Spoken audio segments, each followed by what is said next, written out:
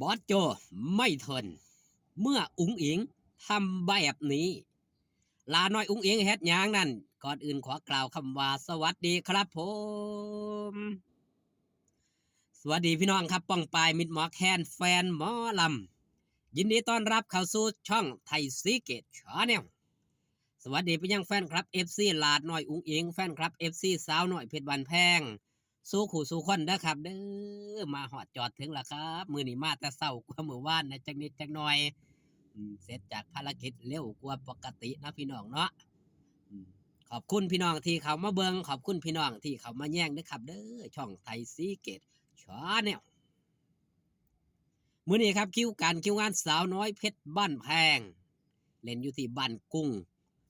ตำบลบ่อทองอำเภอกบินบุรีจังหวัดปราจีนบุรี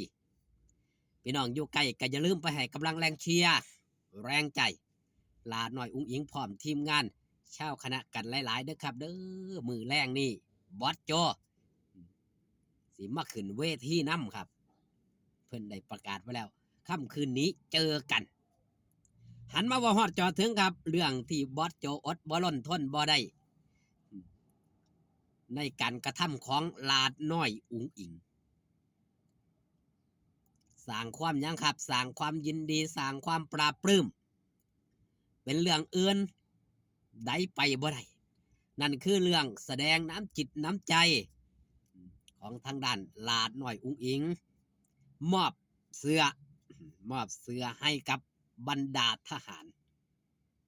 เป็นภาพนี้แหละครับพี่น้อง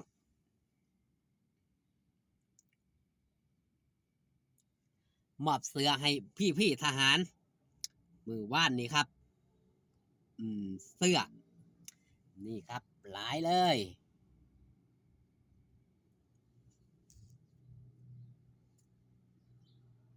ผู้เป็นพ่อกับอดบ่ล้นทนบ่ไหวล่ะครับเพราะหยังครับลาดน้อยอุ๋งอิงไม่ทำให้ผิดหวังตั้งแต่วันที่10มีการไลฟ์สดกลุ่มปิดผู้คนเข้าไปเบิง3,000 กว่าคนเกือบ 4,000 คนบ่ธรรมดาครับเป็นการจัดงานการกุศลครั้งแรกของลาดน้อยอุ๋งอิงที่ยังครับขึ้นบนรถแห่แฟนคลับ FC ให้การสนับสนุนมากมายบอสโจออกมาเคลื่อนไหวถึงลูกสาวแบบได้ครับดีงามสั้นๆแต่มีความหมายลึกซึ้งมีความหมายกินใจ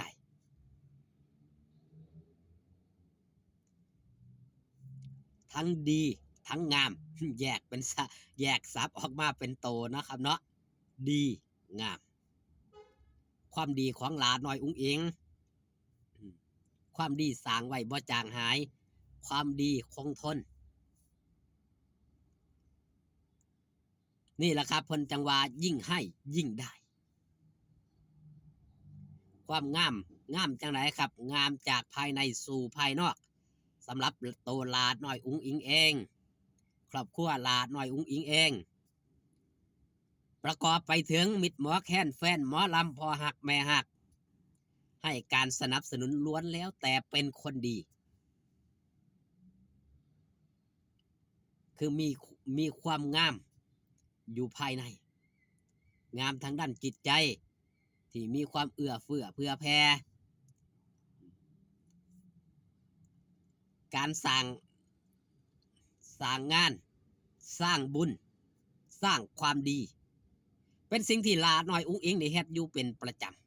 ำตั้งแต่แรกเริ่มเดิมที่ตั้งแต่กกแต่เข้าว่าสันทอก่อนมาอยู่สาวน้อยเพชรบ้านแพงพี่น้องก็เคยสิได้ยินได้ฟังมาก่อนเนาะ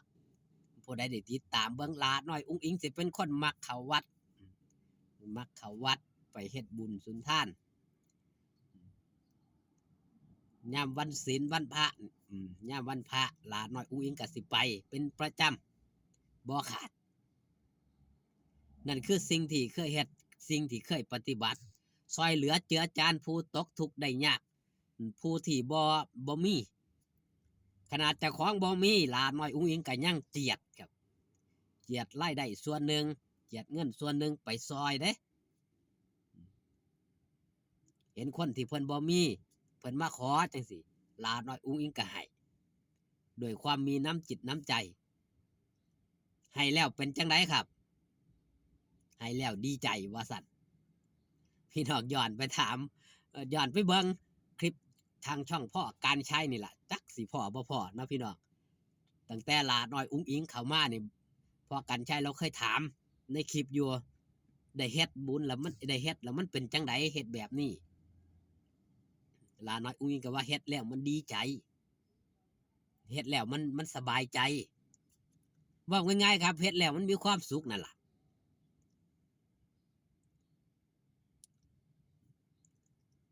สิ่งที่เฮ็ดสิ่งที่กระทำเนี่ยมันส่งผลพลอยได้ผู้ใดเห็นผู้ใดเห็นผู้ใดก็ฮักผู้ใดเห็นผู้ใดก็เมตตาผู้ใดเห็นผู้ใดก็ชื่นชอบชื่นชม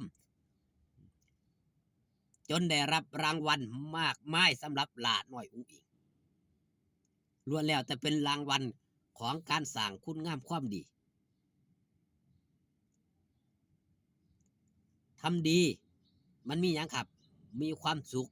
ทำดีมันมีเสน่ห์